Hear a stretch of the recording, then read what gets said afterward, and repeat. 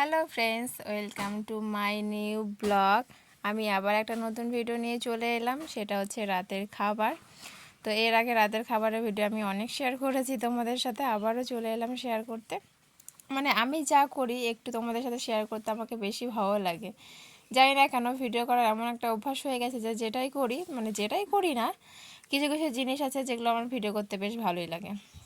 যেমন এই রাতের খাবারগুলো ভিডিও করতে ভালো লাগে, দিনের খাবারের ভিডিও আমি অতটা করি না।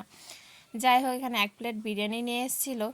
আর এর আগে যতবার বিরিয়ানি নিয়ে এসছে এমনি দোকানগুলো থেকে নিয়ে এসছে, আর এটা নিয়ে এসেছিলো রেস্টুরেন্ট থেকে, তাই আর কি বাটিটা আলাদা। যাই হোক, 1 প্লেটই নিয়ে এসছে, আর আমি তো অলরেডি রাতের খাবার খেয়ে নিয়েছিলাম।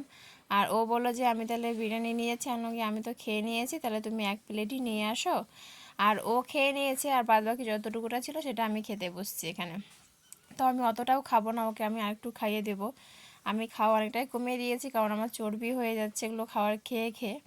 তারপরে খাওয়ার পরে এখানে নিয়ে চলে এলাম ম্যাঙ্গো জুস খাওয়ার জন্য, যেটা ও হচ্ছে দিনের বেলা নিয়ে এসে রেখেছিলো, আর তখন আমি 1 ঢোক 2 ঢোক খেয়েছি।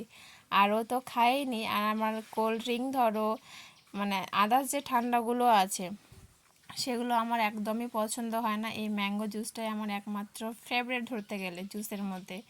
তাই ওটা নিয়ে এসেছিলাম, আর আমি 1 বোতল তো পুরোটাই খেয়ে নিয়েছি, তার মাঝখানে ওকে আমি অল্প অল্প করে দিচ্ছিলাম।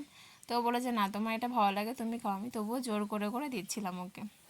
যাই হোক, আর ও বলছিল কি দেখো একবার পেছনে ঘড়িটা কটা বাজে।